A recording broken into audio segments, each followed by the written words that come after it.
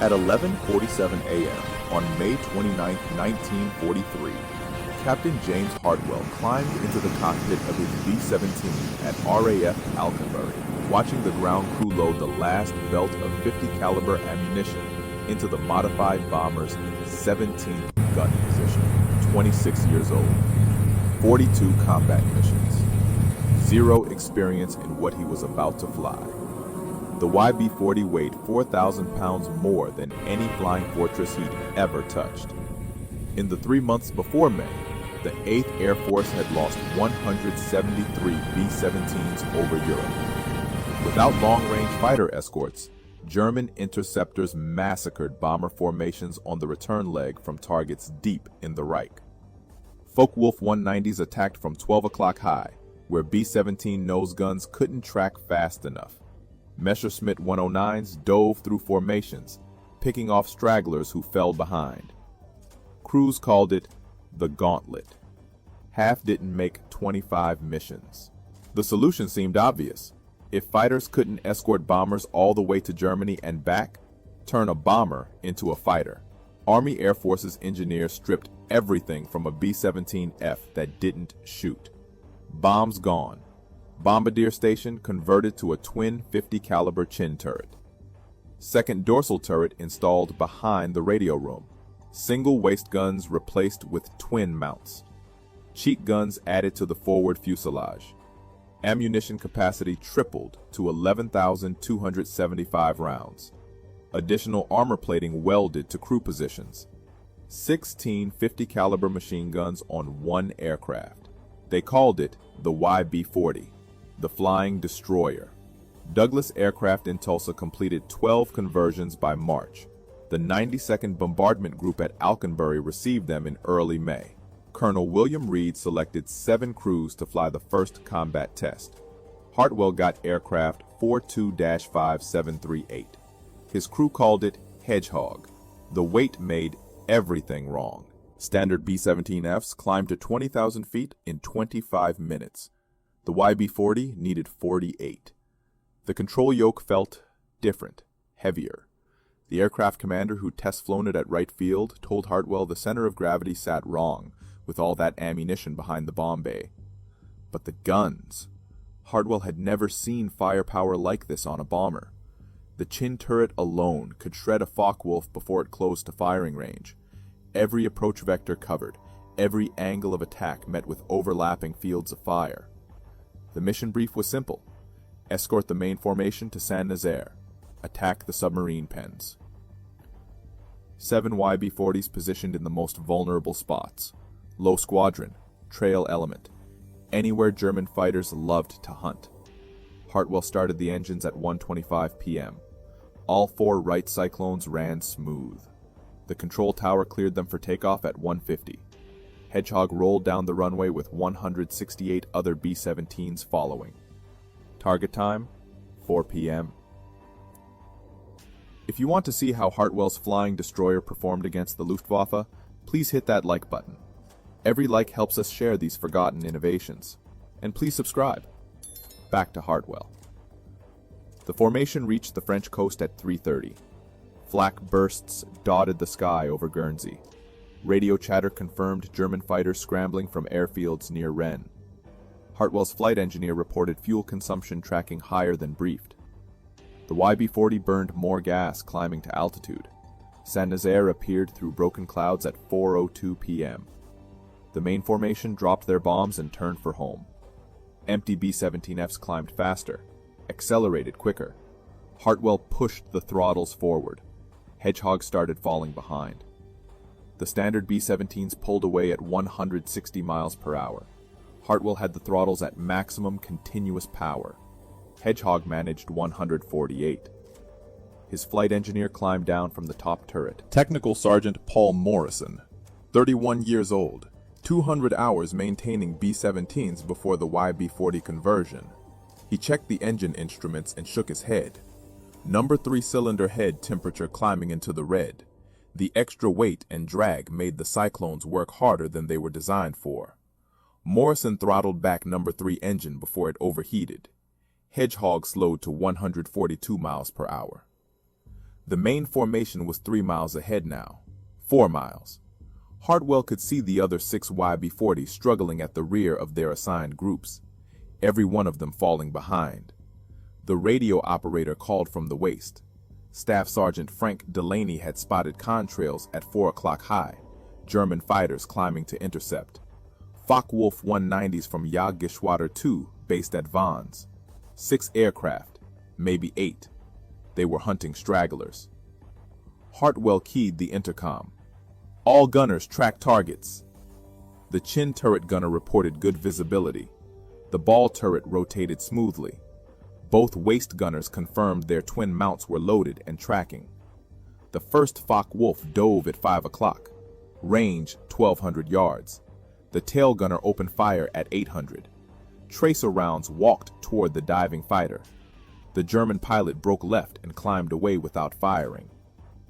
The second attack came from 11 o'clock high, 2 Focke-Wulfs in trail formation. The chin turret gunner tracked the lead aircraft and fired a 4-second burst. 50 caliber rounds stitched across the FW-190's engine cowling. Black smoke poured from the fighter. It rolled inverted and dove toward the channel. Delaney confirmed the kill from the waist position. The second Focke-Wulf broke off the attack. For 6 minutes, the YB-40's firepower worked exactly as designed. 3 more German fighters approached. 3 more attacks broke off early. The overlapping fields of fire from 16 guns created a wall of lead no pilot wanted to penetrate. But Hedgehog was still slowing down. The main formation was 6 miles ahead now, then 7. Hartwell could barely see the bomber stream against the afternoon sky. Morrison reported fuel state. They'd burned 800 gallons more than brief during the climb and combat. At this power setting, they had 90 minutes to reach Alconbury. The formation would be on the ground in 70. Another pair of Focke-Wulfs appeared at 2 o'clock. These pilots didn't break off. They'd figured out the YB-40 couldn't keep up, couldn't run. The German fighters circled at a distance, waiting for the bomber to fall farther behind, waiting for the right moment to attack from multiple vectors simultaneously. Hartwell pushed the throttles forward again. Number 3 engine temperature climbed back into the red. Morrison watched the gauge and said nothing. The escort bomber with 16 guns had become the target it was supposed to protect. The attack came at 4:43 p.m. 3 Focke-Wulfs from different vectors, high right, low left, dead ahead at 12 o'clock level. Hartwell couldn't evade. The YB-40 turned like a freight train with all that weight. He held course and altitude. His gunners opened fire simultaneously. The chin turret tracked the frontal attack. The top turret swung right. The ball turret rotated left. Both waist gunners fired through opposite windows. Spent brass cascaded into the fuselage. The aircraft shook from the combined recoil of 8 guns firing at once. The lead Focke-Wulf's canopy shattered. The fighter rolled right and fell away trailing smoke. The high attacker broke off early. The low attacker pressed his run and fired a 2-second burst. 20mm cannon rounds punched through Hedgehog's right wing. 1 hydraulic line severed. The waist gunner reported fluid spraying across the window. Delaney called out damage. Right landing gear hydraulic system failed. They'd have to manually crank the gear down for landing, if they made it back. Morrison checked the fuel again. 72 minutes to Alconbury at current power setting. The formation was 8 miles ahead and pulling away. They were alone over occupied France, with German fighters circling. The radio crackled. Another YB-40 crew from the 305th Bomb Group, Captain Richard Hayes flying aircraft 42-5741. His gunship had also fallen behind. 2 YB-40s now separated from the formation, both struggling to maintain airspeed, both burning fuel faster than briefed. Hayes suggested they form up together. Combined defensive fire from 32 guns might keep the Germans at bay. Hartwell agreed. Hayes descended from 21,000 feet to match Hedgehog's altitude at 19,500. The Focke-Wulfs circled wider now. 4 visible, maybe 6. They weren't attacking 2 gunships flying in loose formation, but they weren't leaving either.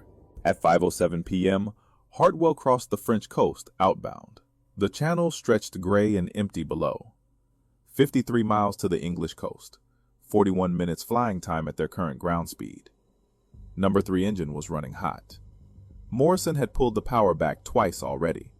They couldn't maintain altitude much longer. Hedgehog descended through 19,000 feet, 18,800, 18,600. Hayes radioed that his number 2 engine oil pressure was dropping. He throttled it back to prevent seizure. His YB-40 slowed to 138 miles per hour. Both aircraft were struggling. Both crews watching fuel gauges tick toward empty. Both hoping the German fighters wouldn't follow them over water. At 5:22 p.m., 2 Messerschmitt 109s appeared at 6 o'clock high. They'd followed the stragglers to the channel. The tail gunners called out the intercept. Range 1,400 yards and closing. The fighters dove through 18,000 feet. Their cannons opened fire at 800 yards. Hartwell couldn't climb, couldn't accelerate, couldn't turn hard enough to throw off their aim. The YB-40 had become a flying target with empty sky all around. The tail gunner fired first. Staff Sergeant Raymond Kozak, 24 years old, former skeet shooting champion from Cleveland. He'd never tracked targets moving this fast. The lead Messerschmitt 109 closed to 600 yards. Kozak walked his tracers across empty sky. The German pilot jinked left, right, dove 20 degrees. His wingmen followed. Both fighters opened fire at 400 yards. Cannon shells tore through Hedgehog's tail section. One round exploded in the horizontal stabilizer. Another punched through the fuselage 2 feet behind Kozak's position. The aircraft shuddered. Hartwell felt the controls go mushy. Morrison climbed back to check damage. The elevator cables were intact, but the trim tab mechanism was jammed. Hartwell would have to fight the control yoke all the way to England. The Messerschmitts pulled up for another pass. Hayes's YB-40 opened fire with all dorsal guns. The combined firepower from both gunships filled the sky with tracers. The German fighters broke left and circled back to altitude. At 5:31 p.m., 4 Republic P-47 Thunderbolts appeared from the northeast. Long-range escort fighters returning from a sweep over Belgium. They'd heard the radio calls about stragglers under attack. The Thunderbolts dove at the Messerschmitts. The German pilots saw them coming and turned east toward France. The P-47s didn't pursue. They formed up on both YB-40s and waggled their wings. Escort to the English coast. Hartwell checked his fuel. 37 minutes remaining at current power setting. 29 miles to landfall. They'd make it. Barely. But the concept was broken. He could see it now. The YB-40 worked perfectly as a gun platform. 1650s could shred any fighter that got close. The chin turret alone had changed the equation for frontal attacks. The weight made it useless. After the standard B-17s dropped their bombs, they climbed faster and flew higher. The YB-40 still carried 11,000 rounds of ammunition, 4,000 extra pounds dragging them down, making them slower, making them targets instead of protectors. Hayes radioed at 5:47. His number 2 engine had seized. Oil pressure, 0. He'd feathered the propeller. His YB-40 descended through 15,000 feet on 3 engines. Morrison calculated the numbers. Hayes wouldn't make Alconbury. Maybe not even England. His fuel consumption on 3 engines was too high. The English coast appeared at 5:53 p.m.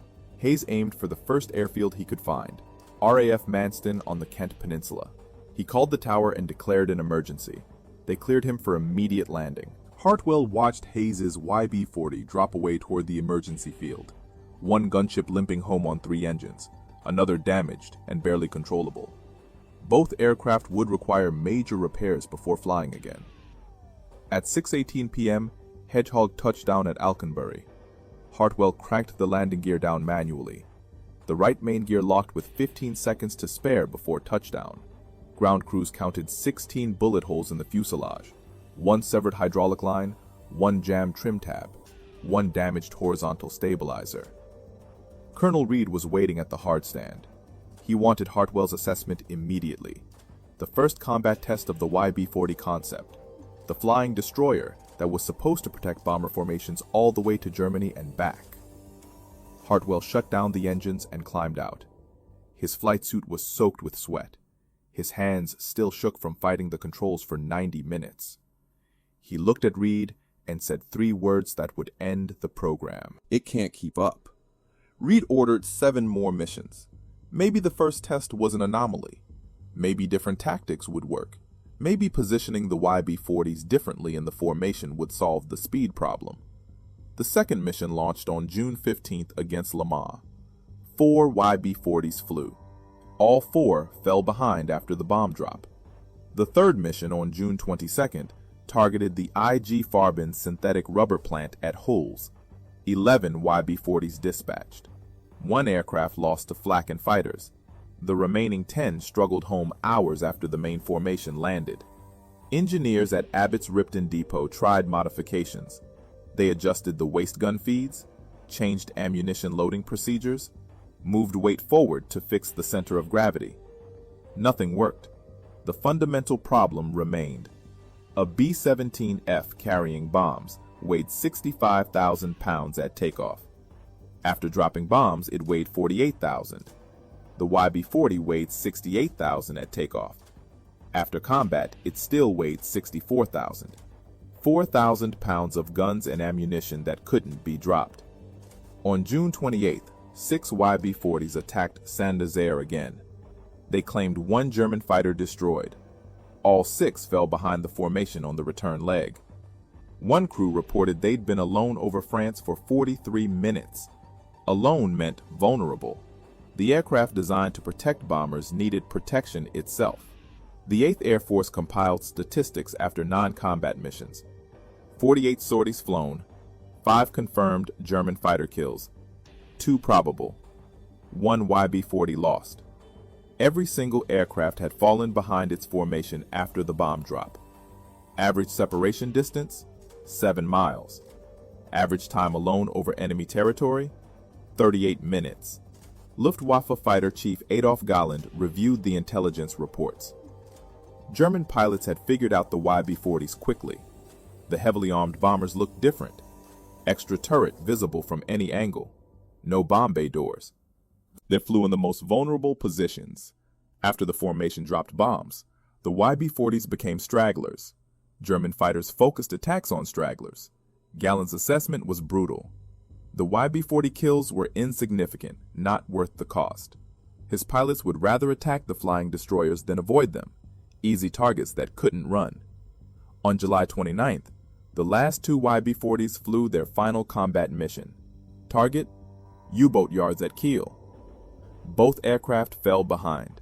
Both required fighter escort to reach England. Both landed at emergency fields short of their home base. In August, General Carl Spaatz canceled the program. The 12 surviving YB-40s returned to the United States in November. Most became gunnery trainers. 4 were stripped and converted back to standard bombers. The concept died after 3 months of combat testing. The Army Air Forces had spent $469,000 per aircraft on the conversions. 12 aircraft, $5.6 million, for a weapon system that made bombers more vulnerable instead of safer. But one piece of the YB-40 survived. One innovation that worked perfectly. The modification that would save thousands of bomber crews before the war ended. Engineers at Wright Field studied the combat reports carefully. They noticed something. Every YB-40 that engaged fighters from the front stopped the attack. The chin turret changed everything. 2 50 caliber guns firing forward with a clear field of fire. No convergence problems. No blind spots at 12 o'clock high. That turret design went to Boeing immediately. The Bendix chin turret from the YB-40 program entered production in September 1943. Boeing designated it the Bendix Model A. 2 50 caliber Browning M2 machine guns. Remote control operation from the bombardier position. 300 rounds per gun. Electrically powered traverse and elevation. Douglas Aircraft installed the turret on the last 86 B-17 FDL aircraft coming off the production line. These bombers deployed to England in October. Crews called it the answer to 12 o'clock high attacks. Before the chin turret, German fighters attacked B-17 formations from dead ahead. The bombardier's position had 2 cheek guns mounted on the sides of the nose. Limited traverse, limited field of fire. Pilots flew straight at the bombers and fired cannons through the gap in the defensive coverage. Focke-Wulf 190s killed more B-17s with frontal attacks than any other method. The chin turret eliminated the gap. Full forward coverage. The bombardier tracked attacking fighters through a simple gun sight. Press the firing button. Two 50-caliber guns converged at 400 yards. German pilots who'd grown comfortable with head-on passes suddenly faced concentrated fire they couldn't avoid. Combat reports from November showed the change. The 91st Bomb Group flew B-17Fs with chin turrets on a mission to Gelsenkirchen. 12 frontal attacks, 10 broke off early. The other 2 pressed through and took hits. 1 Focke-Wulf confirmed destroyed. 0 bombers lost to frontal attacks. Boeing incorporated the chin turret into the B-17G production model. First aircraft rolled off the line in December 1943. The G model became the definitive flying fortress.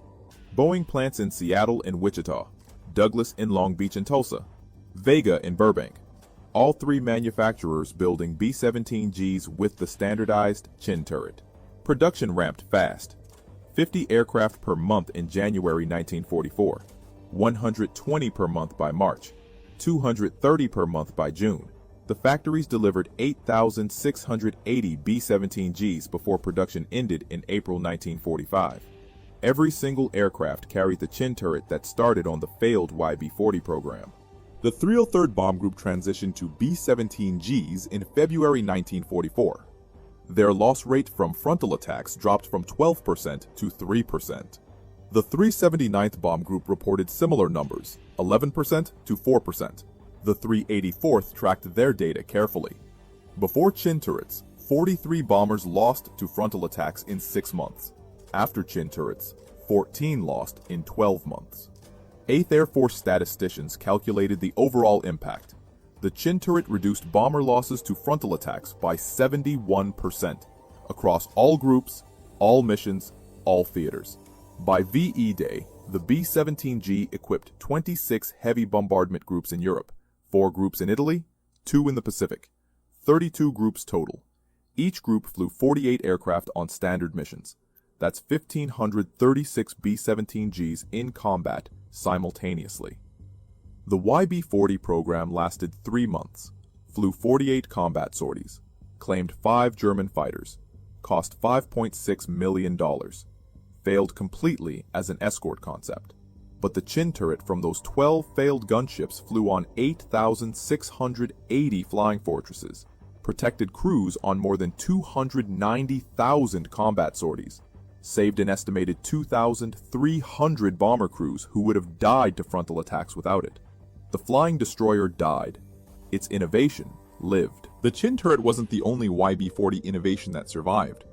Engineers studying the combat reports noticed 2 other modifications that solved real problems. The staggered waist gun positions. On standard B-17Fs, both waist gunners stood directly across from each other.